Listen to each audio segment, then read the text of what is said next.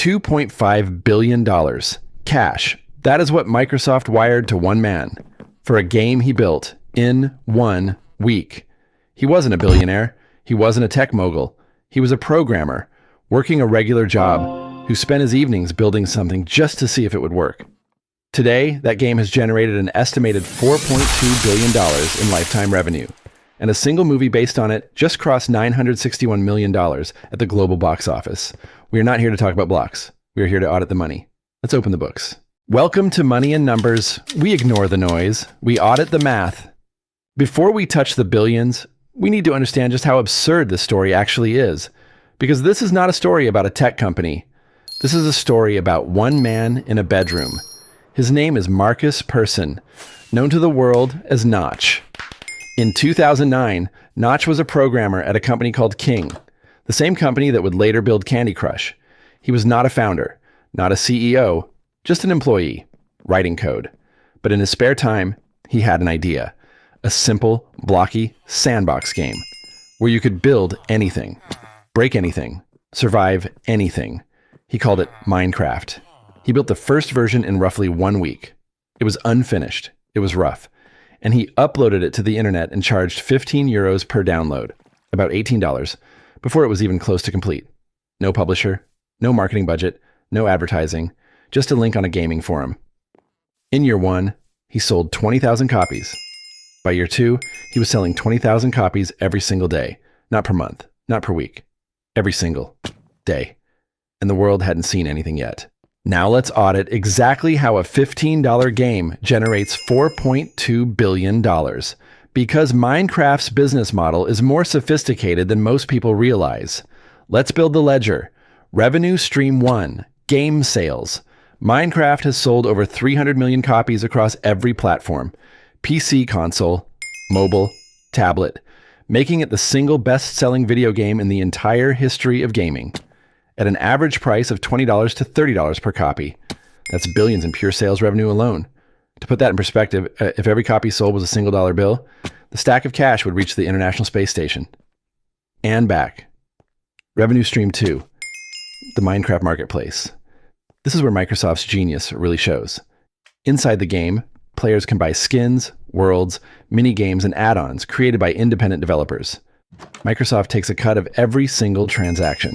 Since launch, the marketplace has paid out over $500 million directly to creators, which means the total money flowing through that platform is even larger. Microsoft built a store inside a game and let other people stock the shelves. Revenue stream 3, Minecraft Realms, a monthly subscription service letting players run private servers. 4.3 million active subscribers, growing at 17% year over year. This is the hidden engine, recurring predictable automatic revenue whether Microsoft does anything or not. Revenue stream 4, the movie. In April 2025, Warner Brothers released a Minecraft movie, starring Jack Black and Jason Momoa. It crossed $961 million at the global box office, making it the second highest grossing video game film of all time, and a sequel is already confirmed for 2027. Revenue stream 5, licensing, merchandise, and education. Minecraft Education Edition is now used in schools across 115 countries. Merchandise, toys, clothing, accessories, sells globally every single day. IP licensing generates revenue from products Minecraft doesn't even make. Put it all together. And in 2024 alone, this empire generated an estimated $220 million in annual revenue from a game one man built in a week for fun. But nothing this big comes free. Let's look at what it cost Microsoft to build this empire. Cost 1, the acquisition. The single biggest expense in Minecraft's history wasn't a stage, wasn't a server. It was a check. $2.5 billion. Cash. Wired directly to Mojang's founders in September 2014. At the time, analysts called it reckless, overpaying for a game with no guarantee of longevity. Cost 2, platform maintenance. Keeping Minecraft running across PC, console, mobile, tablet, across every operating system update, every new device, every new platform, requires hundreds of engineers. Microsoft employs a dedicated Minecraft studio of over 600 people globally. Cost 3, the movie budget. A Minecraft movie cost an estimated $150 million to produce. Add global marketing, and the total investment clears $200 million. Against a $961 million return, That's a strong margin, but it's still $200 million out the door. Cost 4. Creator payouts. The $500 million paid to marketplace creators is a cost Microsoft absorbs to keep the ecosystem alive. No creators, no content, no marketplace. No marketplace, no recurring revenue. So after the acquisition, the engineers, the movie, the creators, what actually remains? Here is the final ledger. Gross lifetime revenue. Estimated $4.2 billion.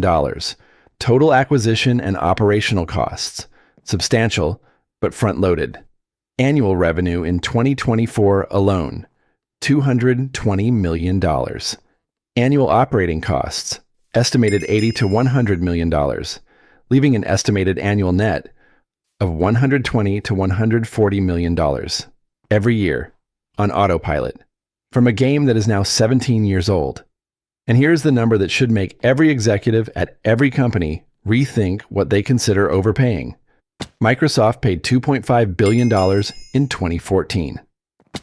In the years since, Minecraft alone has generated enough revenue to pay for that acquisition multiple times over. The analysts who called it reckless were wrong. Microsoft didn't overpay. They may have underpaid. And every single dollar of that flows into one of the most valuable technology companies on Earth, Microsoft, owned majority by one man. Satya Nadella's decision to greenlight that $2.5 billion check in 2014 is now studied in business schools as one of the greatest acquisition decisions in the history of the gaming industry. Here is what Minecraft teaches us about money. The best businesses are ones that grow without you. Notch stopped actively developing Minecraft years before the Microsoft deal. The game kept selling. Microsoft bought it and barely changed it. The game kept selling. A movie came out 16 years after launch. The game started selling faster. 222 million people played Minecraft last month. Not because Microsoft ran a campaign. Not because they released something new. Because the product is so fundamentally good. It sells itself. Every generation discovers it fresh. Every child introduces it to their parents. Every parent buys it for their child. That is not a game. That is a machine. And the people who build machines always beat the people who just do the work. Notch built a machine in 1 week. Microsoft recognized it immediately. $2.5 billion later, the machine is still running. The audit is complete, but the Minecraft story is far from over. A sequel movie confirmed for 2027, 222 million monthly active players. A marketplace generating revenue while Microsoft sleeps. The most expensive thing about Minecraft today is not the game.